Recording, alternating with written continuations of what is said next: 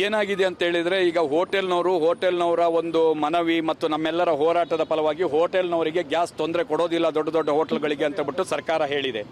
ಆದರೆ ನಮ್ಮ ಬೇಕರಿಗಳು, ಸಣ್ಣ ಪುಟ್ಟ ಹೋಟೆಲ್ಗಳು, ಕ್ಯಾಂಟೀನ್ಗಳು ಮತ್ತು ಸ್ಟ್ರೀಟ್ ಫುಡ್ ಮಾಡೋಂಥವರಿಗೆ ಬಹಳ ಸಮಸ್ಯೆ ಆಗಿದೆ. ಈಗಾಗಲೇ ನಮ್ಮ ಜೊತೆ ಇಲ್ಲಿ ನೆರೆದಂಥವ್ರದ್ದೇ ಬಹಳಷ್ಟು ಜನರ ಬೇಕರಿಗಳು, ಕಾಂಡಿಮೆಂಟ್ಸ್ಗಳು ಬಂದಾಗಿದೆ ಗ್ಯಾಸ್ ಇಲ್ಲದೇನೆ. ಮತ್ತು ಗ್ಯಾಸು ಸಿಗೋದೇ ಹೋದಾದರೂ ಕೂಡ ಗ್ಯಾಸ್ ಏಜೆನ್ಸಿಯವರು ಲಾಬಿ ನಡೆಸ್ತಾ ಇದ್ದಾರೆ. ಒಂದು ಗ್ಯಾಸಿನ ಬೆಲೆ ಅಂದರೆ 1900 ಚಿಲ್ಲರೆ ಇರುವಂಥ ಗ್ಯಾಸಿನ ಬೆಲೆಯನ್ನು 10,000ವರೆಗೆ ತಂದು ನಿಲ್ಲಿಸಿದ್ದಾರೆ. 10,000 ರೂಪಾಯಿ ಕೊಟ್ಟು ನಾವು ಈ ಬ್ರೆಡ್ಡು ಬನ್ನಲ್ಲಿ ಸಿಗುವಂಥ 10 ರೂಪಾಯಿ 20 ರೂಪಾಯಿನ ನಾವು ಮಾರಾಟ ಮಾಡಲಿಕ್ಕೆ ನಮ್ಮ ಹತ್ರ ಆಗೋಲ್ಲ, ಬಹಳ ಕಷ್ಟ ಆಗ್ತಾ ಇದೆ. ಆದ್ರಿಂದ ಸರ್ಕಾರ ನಮ್ಮ ಇದೊಂದು ಮನವಿ ಅಂತ ತಿಳ್ಕೊಂಡು ತಕ್ಷಣ ಎಚ್ಚೆತ್ಕೊಂಡು ಬೇಕರಿ ಕಾಂಡಿಮೆಂಟ್ಸ್ ಅವರಿಗೆ ಕೂಡ ತಕ್ಷಣವಾಗಿ, ಏನು ಸ್ಟ್ರೀಟ್ ಫುಡ್ ನಡೆಸುವಂಥವ್ರು, ಬೇಕರಿ ಕಾಂಡಿಮೆಂಟ್ಸು, ಚಿಕ್ಕ ಪುಟ್ಟ ಹೋಟ್ಲ್ಗಳಿಗೆ ತಕ್ಷಣ ಗ್ಯಾಸ್ ಒದಗಿಸುವಂಥ ಕೆಲಸ ಮಾಡಬೇಕು. ಅದಲ್ಲದೆ ಗ್ಯಾಸ್ ಏಜೆನ್ಸಿಯಲ್ಲಿ ಏನು ಈ ಒಂದು ಲಾಬಿ ನಡೀತಾ ಇದೆಯೋ ಆ ಲಾಬಿಗೆ ಕಡಿವಾಣ ಹಾಕಬೇಕು. ಆ ಥರ ಏನಾದರೂ ಒಂದಕ್ಕಿಂತ ಹೆಚ್ಚು ಪಟ್ಟು ಏನಾದರೂ ಗ್ಯಾಸ್ ಮಾರಾಟ ಮಾಡ್ತಾ ಇದ್ದರೆ ಅವರ ಲೈಸೆನ್ಸನ್ನು ಕ್ಯಾನ್ಸಲ್ ಮಾಡಬೇಕು ಅಂತ ಹೇಳ್ಬಿಟ್ಟು ಕಾರ್ಮಿಕ ಪರಿಷತ್ತು ಇವತ್ತು ಒತ್ತಾಯ ಮಾಡ್ತಾ ಇದೆ. ಇವತ್ತು ಏನಾಗಿದೆ ಅಂದರೆ ಗ್ಯಾಸ್ ಇಲ್ಲದೆ ಇರೋದ್ರಿಂದ ಗ್ಯಾಸ್ ಸಿಲಿಂಡರ್ನ ಉಲ್ಟಾ ಇಟ್ಬಿಟ್ಟು ಒಲೆಯನ್ನು ಹಚ್ಚಿ ಹಾಲನ್ನು ಕಾಯಿಸಿ. ಯಾಕೆಂದರೆ ಇಲ್ಲಿ ಬಸ್ ಸ್ಟ್ಯಾಂಡಲ್ಲಿ ಎಲ್ಲರೂ ಹೋಗೋರು ಇರ್ತಾರೆ, ಅವರಿಗೆ ಹತ್ತಿರದ ಬೇಕರಿ ಕಾಂಡಿಮೆಂಟ್ಸ್ಗಳು ಇಲ್ಲ, ಅವರಿಗೆ ಹಾಲು ಬ್ರೆಡ್ ಹಸಿವಾಗ್ತದೆ.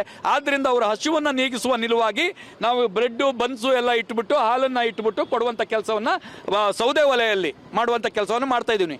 ಹೊಗೆ ಮುಕ್ತ ಇದು ದೇಶವನ್ನಾಗಿ ಮಾಡ್ತೀವಿ ಅಂತ ಹೇಳ್ಬಿಟ್ಟು ಸರ್ಕಾರಗಳು ಹೇಳ್ತಾ ಇದೆ. ಇವತ್ತು ನಮಗೆ ಇದನ್ನು ಹಚ್ಚಿದ ವಿಧಿನೇ ಇಲ್ಲ. ಆ ರೀತಿ ಪರಿಸ್ಥಿತಿ, ಅತಂತ್ರ ಪರಿಸ್ಥಿತಿಗೆ ನಮ್ಮನ್ನು ತಳ್ಳಿದಾವೆ. ದಯವಿಟ್ಟು ಇದನ್ನು ತಿದ್ದುಕೊಂಡು ಸಿಮೆಂಟ್ನ ಸ್ಟವ್ ಹಚ್ಚೋಣ ಅಂದ್ರೆ ಸಿಮೆಂಟ್ ಸಿಗ್ತಾ ಇಲ್ಲ, ಕರೋಷನ್ ಸಿಗ್ತಾ ಇಲ್ಲ, ಇದು ಸೌದೆನೂ ಸಿಗ್ತಾ ಇಲ್ಲ, ಎಲ್ಲೋ ಅಡ್ಜಸ್ಟ್ ಮಾಡ್ಕೊಂಡು ಬಂದು ಹಚ್ಚುವಂಥ ಕೆಲಸವನ್ನು ಮಾಡ್ತಾ ಇದ್ದೀವಿ.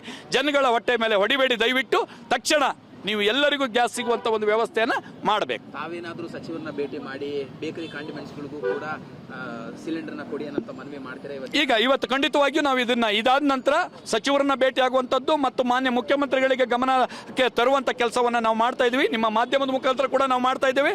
ದಯವಿಟ್ಟು, ಯಾಕಂದರೆ ಅವರು ಚುನಾವಣೆ ಬ್ಯುಸಿಯಲ್ಲಿದ್ದಾರೆ, ಪಂಚರಾಜ್ಯ ಚುನಾವಣೆಗಳು ಮತ್ತು ಉಪಚುನಾವಣೆಯಲ್ಲಿ ಬ್ಯುಸಿ ಇದ್ದಾರೆ. ದಯವಿಟ್ಟು ಜನ ಸಾಯ್ತಾ ಇದ್ದಾರೆ, ಇದ್ರ ಬಗ್ಗೆನೂ ಸ್ವಲ್ಪ ಗಮನ ಹರಿಸಿ.